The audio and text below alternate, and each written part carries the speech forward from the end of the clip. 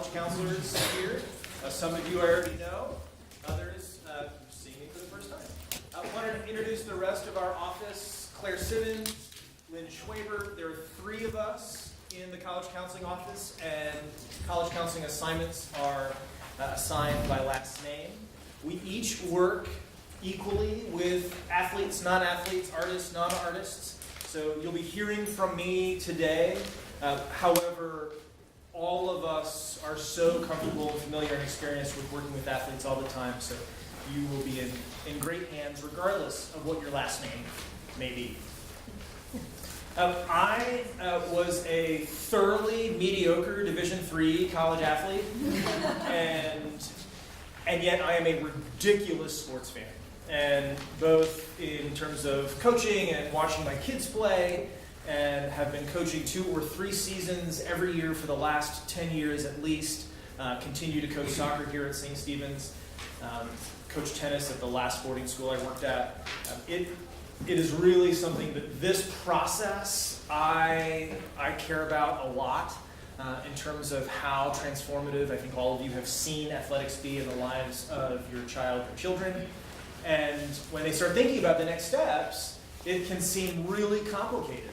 And so this presentation was designed to try to make it a little bit more digestible so that you know kind of what is going on, what's not going on, who's doing what and when, and also just so that you know where you can go when you have questions.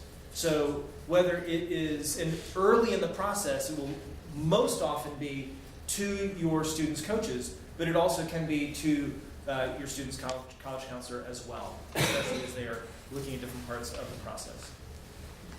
So we work, our office, as we are working with your students, we consult with the St. Stephen's coaches that your students are working with. We are working with club coaches in many respects, kind of to the extent that they are interested. Some club programs have designated recruiting coordinators, and we will liaise with those folks.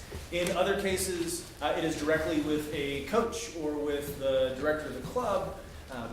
But either way, regardless of what sport or activity your student is involved with, we want to support them in every step of the process. And we just need to be able to, if you have contacts, if you want us to be in touch with someone, just let us know so we can help make that connection. We are also working directly with colleges.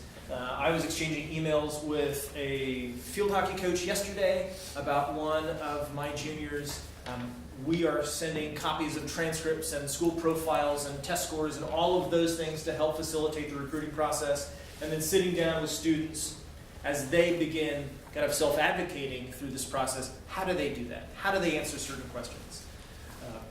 I've great memories of a very reticent student who knew he needed to contact coaches. He was a sweet, quiet boy, and I was like, look, Ben, you've got to do this.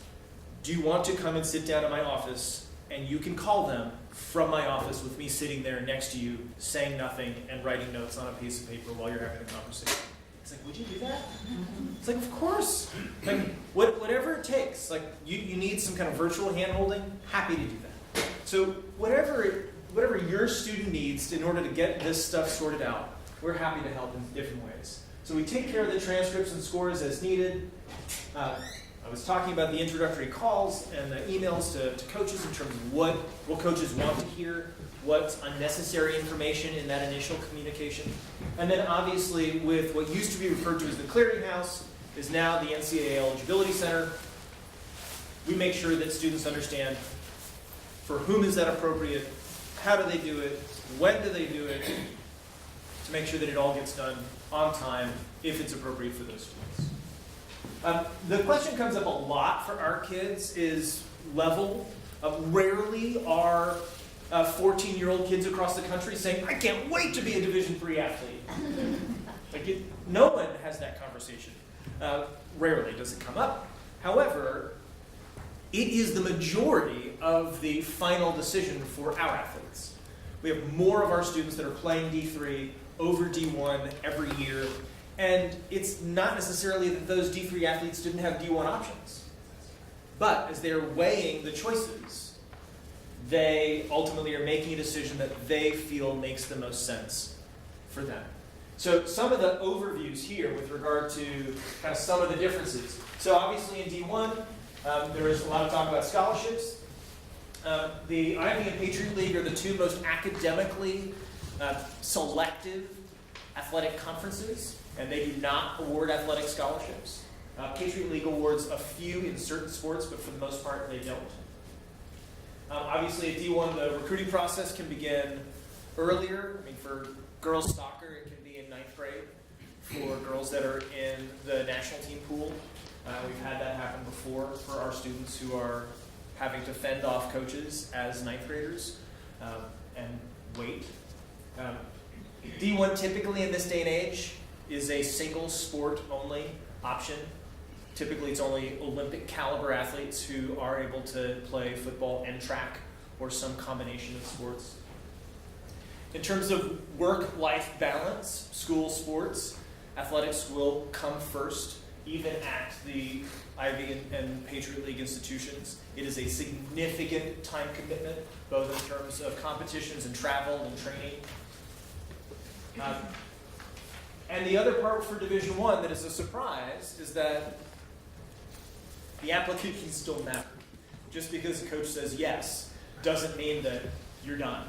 And we've had some students think that they don't need to write an essay, they don't need to engage in the application process, they don't need to do any of those things. And this becomes especially interesting for juniors who have committed. They've gone through the process, they've made offers, they've committed, they think that they're done, and then end of junior year, beginning of senior year, they start having cold feet.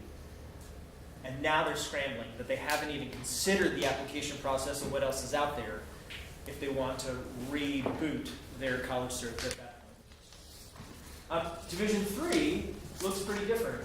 No athletic scholarships at all, but there can be some academic scholarships that can be as, if not more, generous for some students. The recruiting process usually starts a little bit later, and in some sports can even continue into senior year. Division III still loves multi-sport athletes. And so if you have a soccer and lacrosse player, or a swimmer and football player, for whatever reason, that they we can... We have those, John. We do. I know.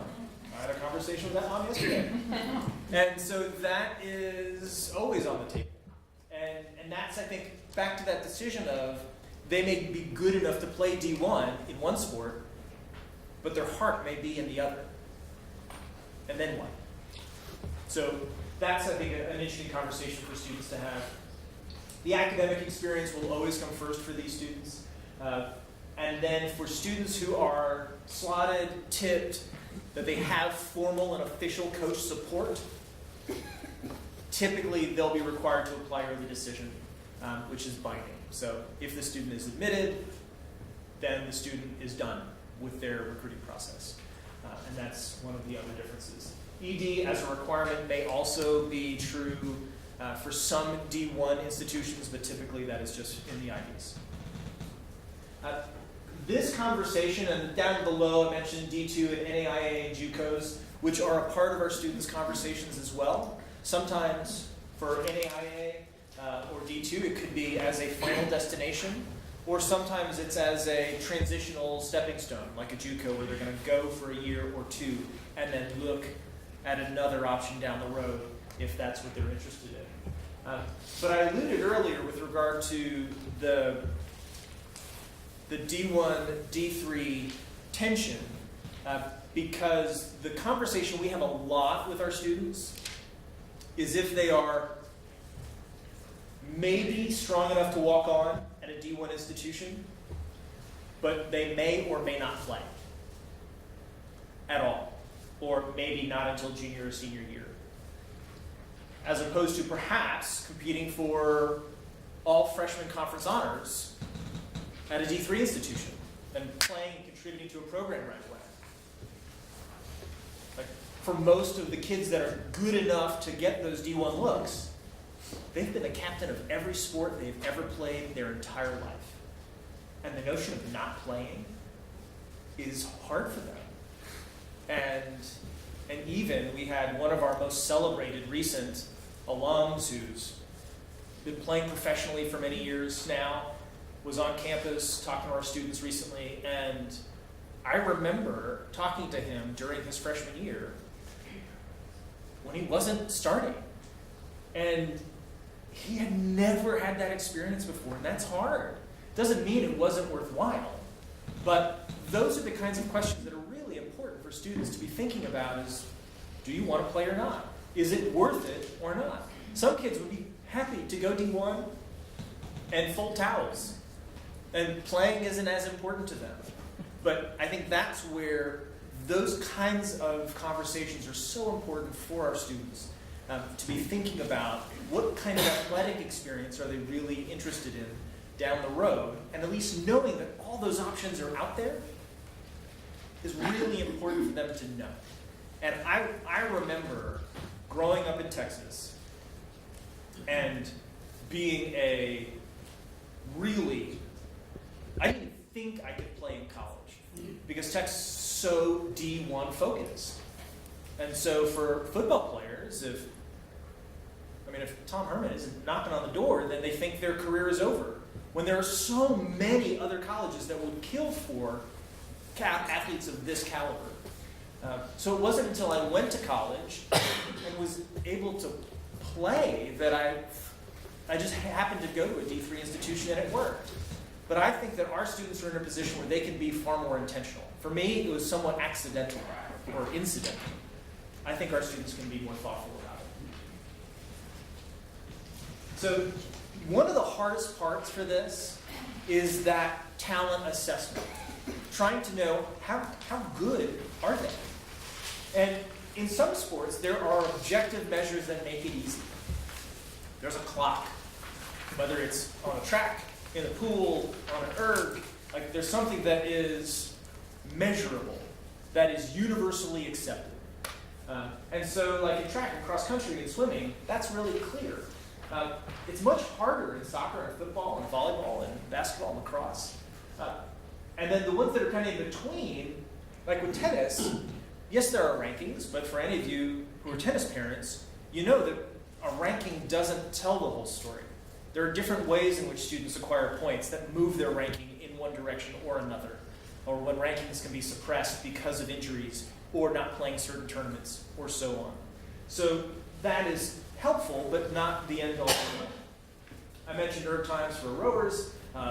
Baseball measurable, sort of, that pitchers that are in high school and like really in the mid to high 80s can get looks that they may not be getting otherwise. So there are measurables there that could make a difference. And then I've already had this conversation, I think, about the tweeners, the playing time issue of the kind of low major D1 versus D3 and kind of how that plays into a student's choice. And then I think this is the current landscape, is that football is the only sport now that is recruited out of high school programs. And I don't want to devalue high school sports and what that means, and certainly one of our personal family values is that our students play 3 seasons of sports here, regardless of what they're doing outside.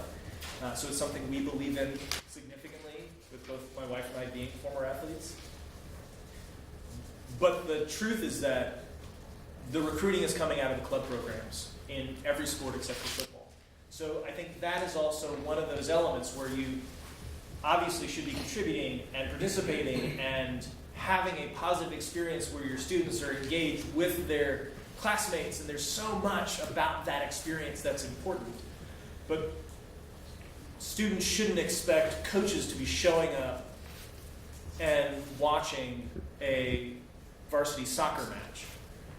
If students are interested in playing college soccer, then it is through their club programs, or if they're not playing club, it'll be through camps where that is happening, and that those recruiting options are showing up later in the process. For younger students that are interested in college lists, and they come looking for a college list from us, it's almost always motivated by a recruiting coordinator or someone within their club saying, it's time for you to have a list. You're going to have a profile on our website. It's part of the value added and what you're paying for as a part of the club. We need to have some stuff up here, and that's where we can help. They're going to say, we need a GPA, and the kid says, GPA? And so we help them have a number so that they can fill in these forms on these profiles, on these questionnaires, so that they can do that. But the building of the list for the athletes is the same as for the non-athletes. We're still asking, if you're not playing, what do you want? Does part of the country matter? Does academic program matter? Does size of the institution matter? Does urban, suburban, rural? What are you looking for? And as you can imagine, that conversation with a 9th grader who's following instructions and coming in to meet with us because their club coach required it, I mean, most 9th graders cannot have that conversation. It would just be a blank stare. And we ask age-appropriate questions to help shepherd them through the process. But we can't be obstructionist and say, well, you're not ready to have this conversation, even though they're not ready to have this conversation. The bottom line is that they need to have a list because the recruiting coordinator has required it, and then it just gets them moving in this process. And if they forget about it for a year and a half, that's fine. They can engage with it when they are more developed, that's fully ready. But that's something that we will be working with to help them get that, check that box of having the list generated. But it also can start them thinking, as you can imagine, because what I've been telling you is what each Lynn and Claire would be telling your student in a conversation about, okay, you have a catastrophic knee injury or shoulder injury during your first preseason and your athletic career is over. Would you stay at that institution? Or you've made your choice because of the coach. Coach is gone. Do you stay? And so in many ways, we're having these conversations with kids so that they understand the landscape, they understand the trade-offs of what's out there.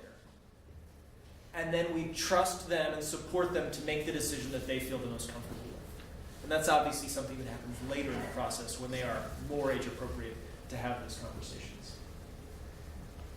And this last bullet is really true in terms of, as an athlete, the stronger an athlete is, the earlier the process starts. So,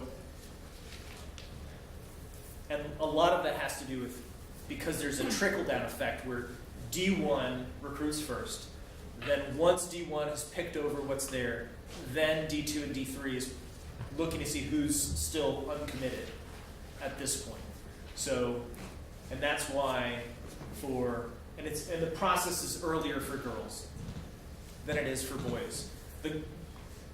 And that's almost entirely because they are more physically mature than boys at that age. So the recruiting process starts earlier for them in that regard.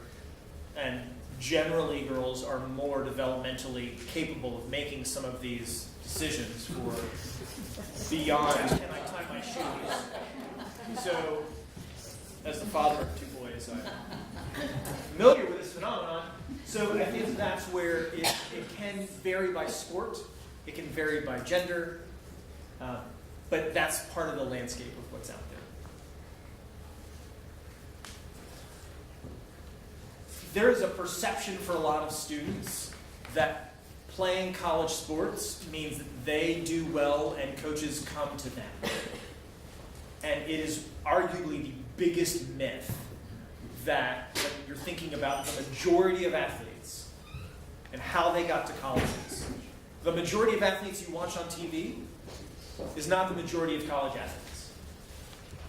The handful during March Madness and during bowl season, yeah, they didn't need to reach out to a whole lot of college coaches. But for the hundreds of thousands of other athletes, they actually have to work. And it's an excellent lesson for kids. It is so valuable for them developmentally to have to represent themselves, to look someone in the eye, to learn how to have a firm handshake, to be able to talk about what they have valued about their athletic program and what they're looking for at the next level. coaches are looking for that sometimes even more than athletic ability. And there are definitely kids that through the recruiting process who drop down a depth chart because of their inability to be strong self-advocates. That if coaches are never hearing back from students when emails go out and they just hear back from parents, it sends a very different message as to who's actually going to play on their team.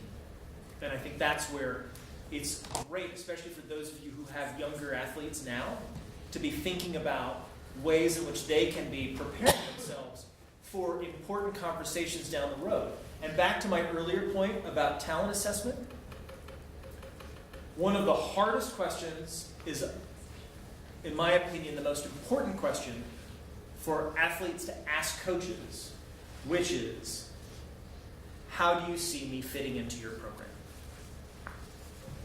Because coaches often don't get that honest question. Because the question the kid is asking is, am I good enough? And some kids actually aren't emotionally prepared for a coach to say no. So what it says about the student who's able to ask that question says volumes to a coach. And the coach wants to have kids who have the sense of self and the sturdiness of kind of ego to be able to hear that. And then the follow-up question, if the coach says, I don't think you fit into our program, if the kid is able to then follow up with, are there some programs where you think I really would be able to contribute? Now all of a sudden the student has shown some emotional resilience, and the coach is able to say, oh, I like this kid. I'll actually help reach out to some of those coaches for you because of how this kid was able to handle themselves. So as the father of middle school boy and as the advisor and coach of many ninth grade boys and other ninth graders, it's hard to imagine them having that conversation, and thankfully they don't need to have it right now. But it really is important to kind of be thinking about it for down the road. There's a formal support in the admission process can make a difference. And that's another part where kids will need to ask coaches, are you prepared to formally support me through the admission process? Because kids, I hear from kids a lot that they think they're getting support because a coach responded to their email. They think they are recruited because a coach saw them at a showcase. And neither of those are true. So that's where being as explicit and direct as possible is the only way you know where you stand. And that's why it's so important that kids are saying, would you formally support me in the admission process? Because in some cases the kid needs it, and in some cases they don't need the support.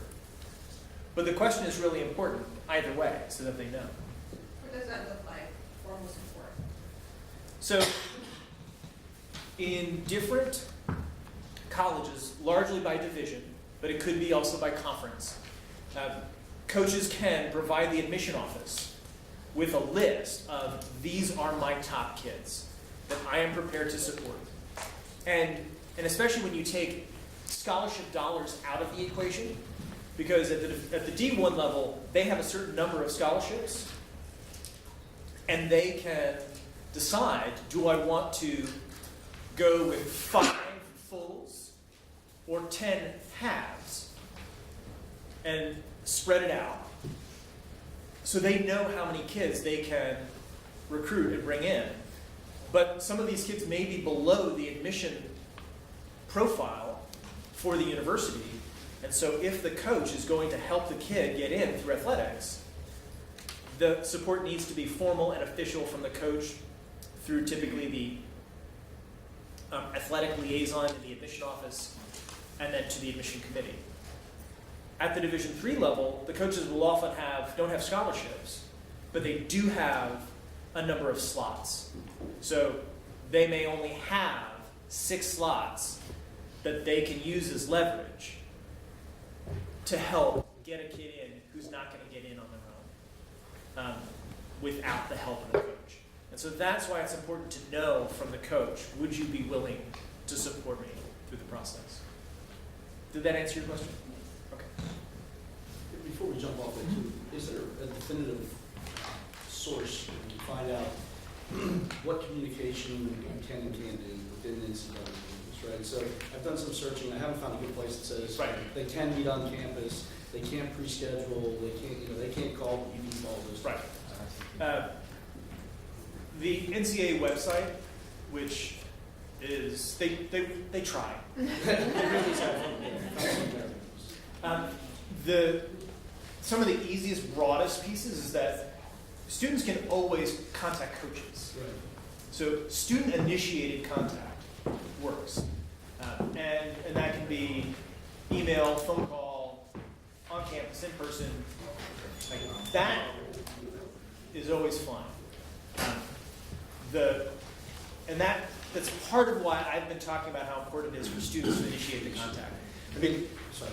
no, go ahead. No, I was just gonna say, and then have you found, I have a feeling the answer is gonna be, it depends, right? Have you found that there's a difference between the student initiated contact through email, through telephone call, or is it really just gonna be coach dependent? The way the communication always should start is on the college's website, and there's a questionnaire. So there's a prospective athlete questionnaire, and that's where it should begin. And that could be in 9th, 10th, 11th, if the kid is clear enough about where they're applying at that point. Excuse me. But otherwise, that's the starting point. Email is typically next, and then phone calls after that. Letters don't work anymore. Paper mail doesn't work anymore. So I was wondering about that too, because I wondered if it caught attention since it's a totally different way to communicate now. it catches attention in the recycling bin.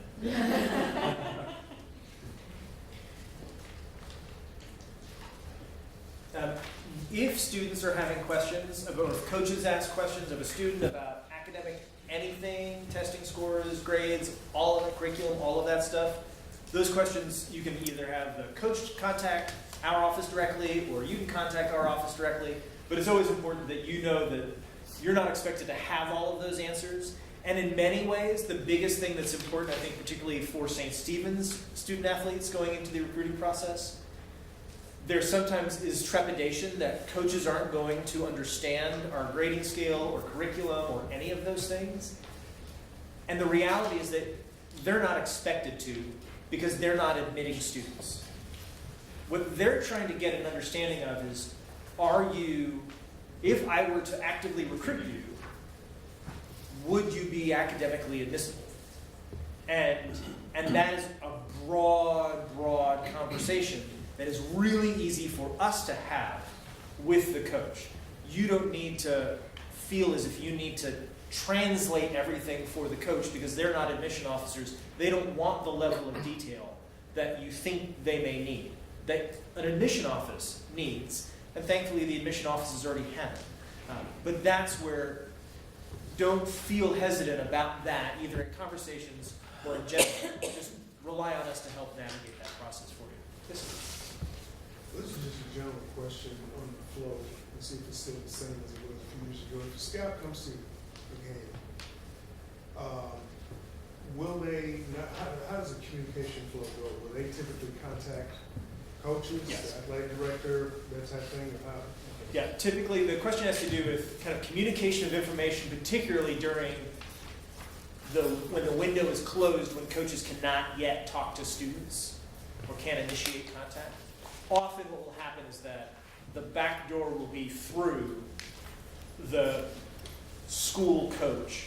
So the college coach would contact either John as the AD or the high school coach, and then it still can work that way. It doesn't happen a lot, but it still does work that way. Camps, for a lot of sports, is one of the best ways for kids to get seen by volume. And also for students to kind of see how they stack up in a national pool.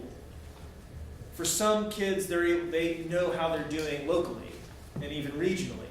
But when they're looking at the recruiting process, like, am I good enough as a lacrosse player in New England or in the Mid-Atlantic, which are hotbeds nationally for lacrosse, am I good enough?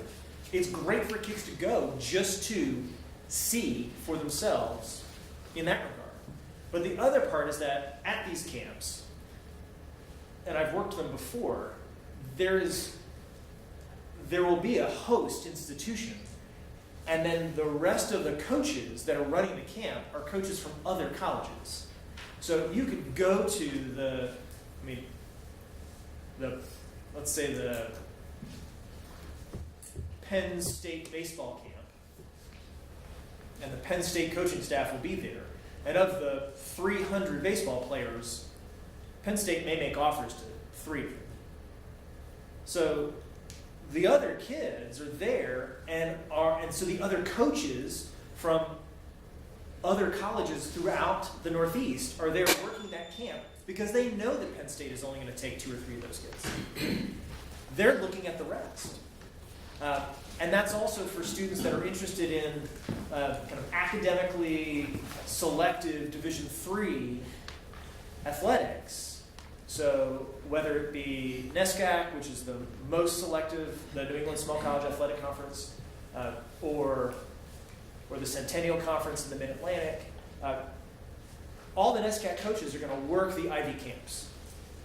So if you want to get recruited by a NESCAC, going and doing an NESCAC camp is one way, but doing an Ivy camp allows you to be seen by the coaches from Bates, Bowdoin, Colby, Amherst, Williams, Middlebury, Trinity, Hamilton, Tufts, Connecticut.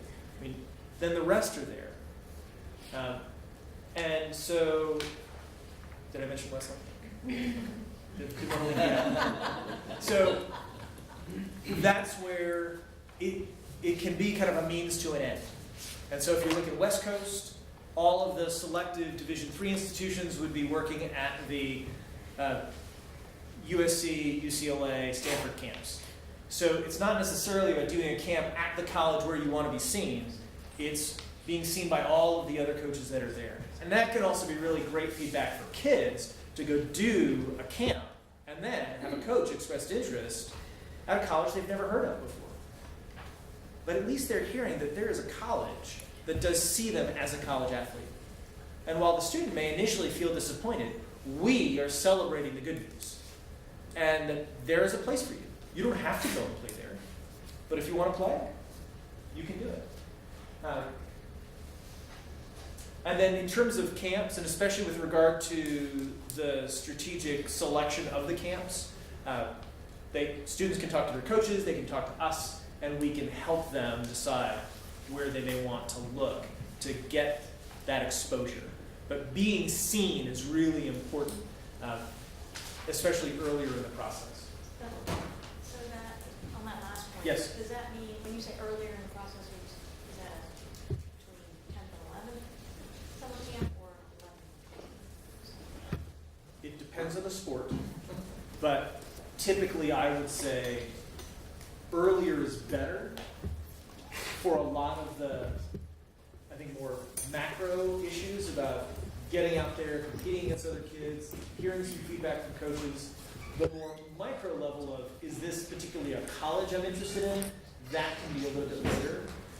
But I think that the summer between 11th and 12th camps is late for D1, can still really be just fine for D3.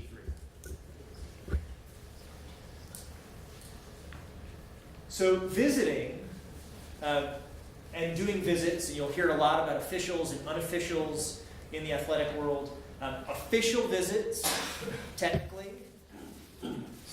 D1 only, and it's after, in many ways, it's after an offer has been made. So usually, and it's typically, and it's in the fall. So official visits in the spring often aren't the case because the final junior year transcript needs to be vetted by the NCAA compliance officer and the athletic office before that can be kind of greenlit to move to an official in the fall. That is the visit that the college pays for. You may be invited by a coach to come on your own dime, and that's an unofficial. But when you are visiting colleges, always make an effort to try to, if the student wants to meet with the coach, to schedule a time with the coach, try to do that in advance. You can, and when I'm also talking about the coach, I don't mean necessarily the head coach. The bigger the program, the more likely they are to have a recruiting coordinator on their staff, and that recruiting coordinator may be by geographic region, maybe by position, or it may just be one assistant is handling all the recruiting. So that's where, and also those assistants are more likely to respond to emails than the head coach often as well. So always try to meet with coaches when you can. Email, call as far in advance as you can if you know you're going to be there. And that's just always good. But again, that's where the student needs to be prepared to have a conversation. You are a chauffeur and a fly on the wall. You get them there. You may be invited to sit in on the meeting, and then you sit in on the meeting. And then hopefully you don't cringe as you watch your students like founder through the meeting. But then you can follow up with your questions later. But you will earn so much more credibility with the coach by letting your student in that contact be in charge. And then, because you're inevitably going to have questions, you follow up with those later. And that will support your student better in the process. But then you also obviously have a right to have your questions answered too. And you want it. But spacing those out can be really important between when you have those conversations. And then for the student, obviously, as I've said before, the student being in a position to talk about themselves, what they're looking for, how they may fit in, that's really, really key.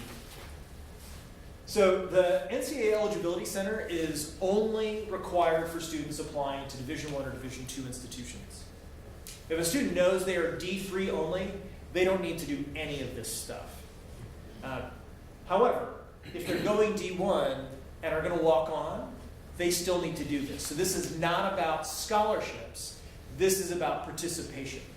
And the Eligibility Center determines both their academic eligibility, but also their amateur status. So it is a kind of two-pronged process in that regard. So typically for students that think they may be D1 or D2, we recommend that they sign up for the Eligibility Center at the end of 10th grade. We will, if they do that, we will automatically, or if they do it at any point through 10th grade, and even through 11th grade, at the end of 11th grade, all of the students who are registered, we will automatically upload transcripts to the Eligibility Center for their credit count and academic review. Students have to send their test scores to the Eligibility Center. It's not about more is better. It's a hard cut line. As long as they're over the floor, it really doesn't matter. And then the eligibility verification has to happen before an official visit in the senior fall.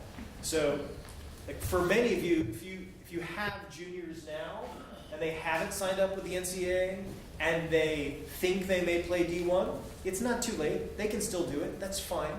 But I would get on that at some point in the next month or two. We send emails to kids.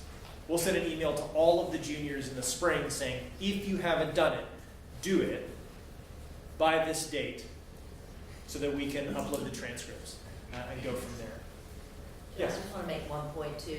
Use this address because if you just Google NCAA, it takes you, NCAA eligibility, it takes you to a pay site for NCAA recruiting, and I got confused on that and almost paid that, and this is a one-time fee, Right. but the other one's just assisting you in NCAA recruiting, so don't mess up like I did. Just, Thanks, Rebecca. The NCAA calculates a GPA as a part of their scale. They do this for every athlete from every high school. They have their own scale that they use to do a calculation. So it doesn't matter whether a high school has a GPA or not, no matter how a high school calculates a GPA or not, the NCAA standardizes everything and how they do it.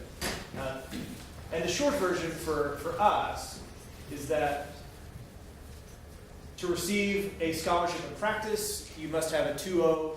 To actually play, you need a 2.3.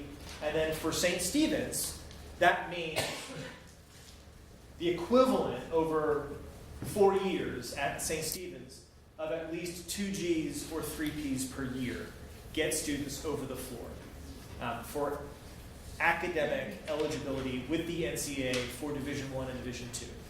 Again, for Division III, none of this matters. But for 1 and 2, that's the general guide. And in terms of the credit count is if students are passing all their classes and graduating, they've met all their requirements. So that's not something that students need to worry about. It only becomes a little dicey if students have not passed classes and or have repeated a year, then it gets a little bit more complicated. But those are the questions, again, if you have questions about either the NCAA GPA or the credit count, perfect reason to talk to us, and we can help navigate the process. But again, this has nothing to do with admission once students are over these floors for determining the academic eligibility. And I mentioned that with testing as well. So for recruiting and testing, will colleges recruit athletes before they've taken the SAT or ACT? Absolutely. Do coaches feel a little more confidence in making offers if they have real scores instead of PSAT scores? They do. So I think for those high-end kids that are getting recruited earlier, there may be a reason for those students to test a little earlier than what we typically recommend, which is in the junior winter. So sometimes the junior fall may be appropriate for certain students, or the sophomore spring for certain students, but not very many. But if you're having any of those questions, again, perfect reason to talk to us, and we can talk about should your student be testing, if so, which test, and when, and go from there. The NCAA has a sliding scale, so does D2.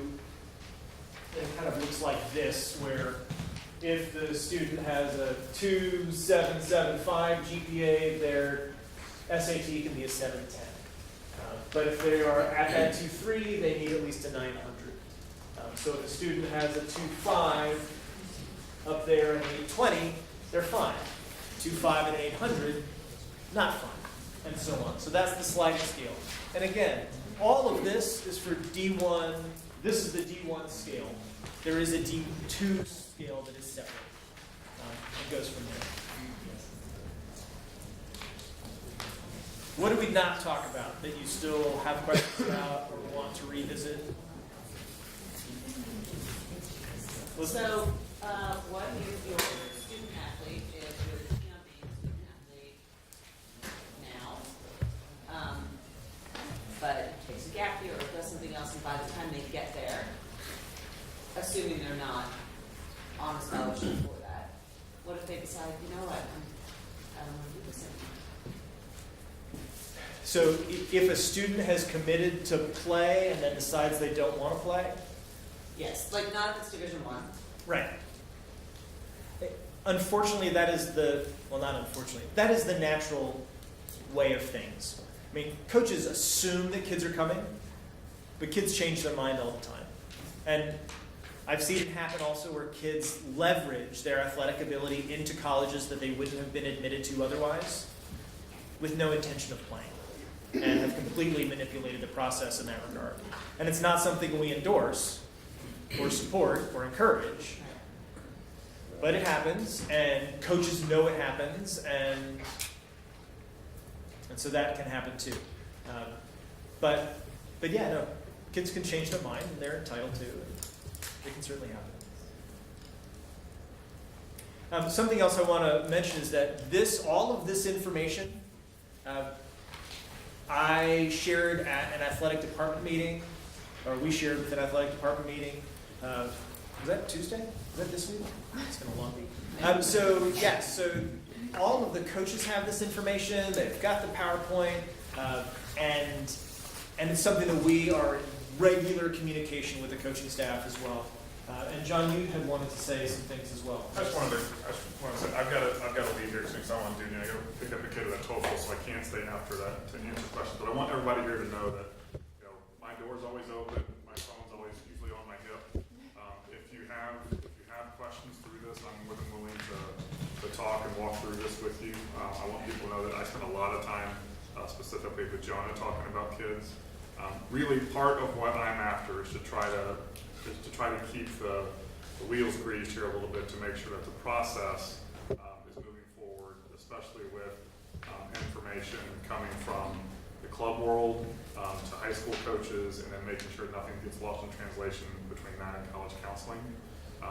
So that's kind of one area that I spent some time with. The second one, and I don't mean to disrespect by this at all, but I also spend some time with your students. Trying to make sure that I get to know them pretty well, especially the ones that are looking at playing in college, because they're typically just in my neighborhood a lot. And I feel like I get to know these kids pretty well. I get to know kind of their personality. I start to develop an understanding of where I think good fits for them might be athletically, but also a little bit academically as well. I'm not an expert like these guys are, but I will talk to Jonah about, hey, what do you think about this school, or those kind of things. And I also sit down with kids, mostly more informal, but sometimes formally, to really try to get their hopes and dreams a little bit more crystallized. And then to also, and I have had these conversations where I'll have some of my coaches tell me, this is not a D1 kid. And the majority of our kids are not. So every year, I do this intentionally. Every year, we have an athletic signing in chapel. We do that with our Division I, Division II, NAIA, Division III kids. We do all of those kids together. I don't want a kid making a decision to go maybe to, and no disrespect here to any of these kinds of colleges, but if a kid's got a choice between Sam Houston and Williams, like for me, I'm at a school that values education. I'm not a club coordinator wanting to put that this kid got a Division I scholarship on my website. I might actively say to the kid, look real closely at this Division III school. It may be a better place for you. We have a lot of kids that go to graduate school here. Those undergraduate degrees, from good institutions are important. So, I have those kind of conversations with kids all the time. I typically try to loop parents into those conversations when I have them. But really what I'm after at the end of the day is the right fit, both academically and athletically for those kids. And of course, I want every single kid here to play something in college. Whether it's club, Division III, I want them to be involved. Just because I did it and I felt it was really meaningful. And I think the students that do those things, that come back and talk to us, share those similar experiences. Even the kids that go play club in college. I think it's a useful outlet and a great way to make friends and have a good college experience. So I'm as intentional about making sure that the college fit academically is as right as what it might be athletically. And sometimes, I've actively pursued conversations with parents advocating for their kid a little bit, saying, and I know you guys are the ones writing the check, but sometimes, the Division III school is a better match sometimes than some Division I schools, even if it's a scholarship offer. So ultimately, you guys and your families make those decisions, but I want people to know that I'm not looking at this the same way that a lot of club programs look at things. So I try to spend some time buffering what club programs are telling kids, and as information comes back to me, then I spend time with a liaison with Jonah, and Jonah comes back to me with grades and scores and things of that nature, and I'm like, well, the wheelhouse for this kid is actually greater than what these club programs are telling to families. And quite frankly, a lot of schools like our kids, and we have a pretty good track record of placing kids at the college programs for athletics too. But anyways, this is my long way of saying my door's open. If you have a question, let me know.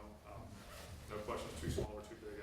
And I'm more than happy, like if you think you're bugging me or not, this is what I do. So I even take drop-ins. If you're just in the area, just come into my office and sit down and we can talk. Thanks, John. We are happy to stick around and answer questions if you have them. Otherwise, thanks so much for coming out. Let us know if we can help you in the future.